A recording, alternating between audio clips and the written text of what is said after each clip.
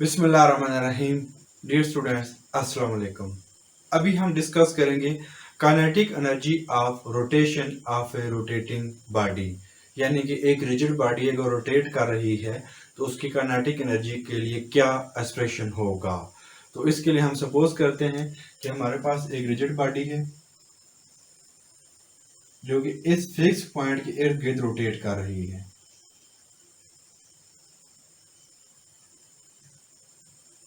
तो हम क्या करते हैं, क्योंकि ये बॉडी बहुत सारे स्मॉल पार्टिकल से मिलकर बनी होती है, तो फर्ज कर लें यहाँ पे एक पार्टिकल है जिसको M1 बोल लेते हैं, यहाँ पे एक पार्टिकल है जिसको M2 बोल लेते हैं। इसी तरीके से हमारे पास बहुत सारे पार्टिकल्स होंगे। जो M1 होगा वो फर्ज कर लेते हैं कि इस एट ए डिस्टेंस R1 के ऊपर मौजूद है M1, और वो इस सर्कल में रोटेट करेगा। इसी तरीके से फर्ज कर लेते हैं कि जो M2 है वो यहाँ से लेकर यहाँ तक M2 एट ए डिस्टेंस R2 के ऊपर मौजूद है, जो कि इस सर्कल में रोटेट करेगा जिसका रेडियस हमारे पास R2 है। इसी तरीके से फर्ज कर लें कि यहाँ पे कोई भी एक पार्टिकल जिसको M का नाम दे देते हैं, जो कि एट ए डिस्टेंस R के ऊपर मौजूद है। अगर R के ऊपर मौजूद है तो वो इस सर्कल में रोटेट करेगा। तो ये जो हमारे पास पार्टिकल है M, ये इसके लिए काइनेटिक एनर्जी क्या होगी, क्योंकि हमारे पास काइनेटिक एनर्जी का एक्सप्रेशन होता है kinetic energy is equal to half mv square. v क्या होगी, इस पार्टिकल की टेंजेंशियल वेलोसिटी होगी किसी भी जगह के ऊपर। यहाँ पे अगर फाइंड करें तो वो इस डायरेक्शन में, यहाँ पे अगर फाइंड करें तो वो इस डायरेक्शन में। सर्कल में हर जगह के ऊपर टेंजेंट की डायरेक्शन में ये वाली वेलोसिटी होगी जिसको हम टेंजेंशियल वेलोसिटी बोलते हैं। और टेंजेंशियल वेलोसिटी के लिए हम ऑलरेडी पता है कि उसका एक्सप्रेशन होता है v is equal to r omega. Omega क्या होता है, इसकी एंगुलर वेलोसिटी होती है जो कि अपवर्ड डायरेक्शन में होगी। जिस एक्सिस के इर्द गिर्द रोटेट करता है उस एक्सिस के डायरेक्शन में उसकी एंगुलर वेलोसिटी होगी। तो अगर आप ये वाली वैल्यू उठा के यहाँ पे पुट करें कि is equal to half M R square omega square, ये काइनेटिक एनर्जी बनती है इस एक पार्टिकल के लिए जिसका मास हमने m बोला था। और जैसा कि हम बता चुके हैं कि ये बहुत सारे स्मॉल पार्टिकल से मिलकर बना हुआ है।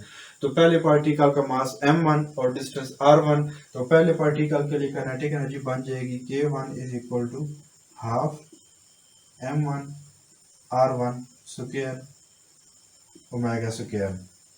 इसी तरीके से सेकंड पार्टिकल के लिए k2 is equal to half m2 r2 square omega square. इसी तरीके से थर्ड फोर्थ के लिए है जस्ट हम m और r के साथ 2 3 4 अप टू सो ऑन, जितने पार्टिकल हैं हम साथ में उतने ही इंटीजर लगाते चले जाएंगे। ओमेगा एंगुलर वेलोसिटी है और एंगुलर वेलोसिटी हर पार्टिकल की सेम रहेगी, क्योंकि जब एंगुलर डिस्टेंस सेम रहेगा, ये वाला पार्टिकल चाहे ये वाला पार्टिकल चाहे ये वाला पार्टिकल अगर थोड़ा सा डिस्टेंस कवर करते हैं तो इसका मतलब है सब के सब सेम एंगल कवर करेंगे। जब सेम एंगल कवर करेंगे तो एंगुलर वेलोसिटी भी सबकी सेम ही रहेगी। तो टोटल काइनेटिक एनर्जी कितनी होगी इनकी, टोटल काइनेटिक एनर्जी जो है वो k1 plus k2 plus up to so on, सबको हम ऐड कर देंगे। तो k1 हमारे पास क्या आया था 1/2 m1 r1 square omega square. Kinetic energy second particle की m2 r2 square omega square plus up to so on. तो अब आप यहाँ पे यूं करें कि 1/2 को कॉमन लें, या आप इसको समेशन की फॉर्म में लिखें। समेशन की फॉर्म में आप लिख सकते हैं summation i mi ri square omega square. ये आपने इसको समेशन की फॉर्म में लिख दिया। समेशन की फॉर्म में लिखने का मतलब क्या है कि जब समेशन को ओपन करेंगे तो सबसे पहले i जगह पे 1 पुट करेंगे, यानी m1 r1 स्क्वायर, फिर उसके बाद प्लस के बाद 2 पुट करेंगे m2 r2 स्क्वायर। तो ये सारे के सारा वही वाला एक्सप्रेशन वापस हमारे पास आ जाता है।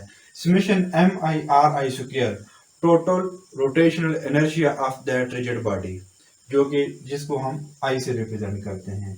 तो kinetic energy of a rotating body is equal to 1/2, इसकी जगह पे I और ओमेगा स्क्वायर। ये हमारे पास एक्सप्रेशन होगा जब एक रिजिड बॉडी रोटेट करती है तो उसके लिए काइनेटिक एनर्जी का। इसके बाद मैं एक सिंपल आपको ट्रिक बता देता हूँ कि अगर आपको काइनेटिक एनर्जी का लीनियर केस के अंदर अगर आपको एक्सप्रेशन पता है तो आप डायरेक्टली रोटेशनल के लिए कैसे फाइंड कर सकते हैं। तो काइनेटिक एनर्जी का हमारे पास सिंपल एक्सप्रेशन होता है kinetic energy is equal to half mv²। ये हमारे पास लीनियर मोशन के अंदर होता है या ट्रांसलेटरी मोशन के अंदर होता है। तो मैं आपको बता चुका हूं कि जब हम लीनियर से रोटेशनल मोशन में कन्वर्ट करते हैं तो मास की जगह पे हम सिंपली इनर्शिया यूज करते हैं और वेलोसिटी लीनियर वेलोसिटी की जगह पे हम सिंपली एंगुलर वेलोसिटी यूज करते हैं। तो अगर आप रिप्लेस कर दें तो kinetic energy is equal to 1/2 I omega square. ये एक स्मॉल ट्रिक है कि अगर आपको लीनियर वेरिएबल और रोटेशनल वेरिएबल के दरमियान अगर एनालॉग पता है तो आप उस एनालॉग के थ्रू आप डायरेक्टली काइनेटिक एनर्जी का एक्सप्रेशन लिख सकते हैं for a rotating rigid body.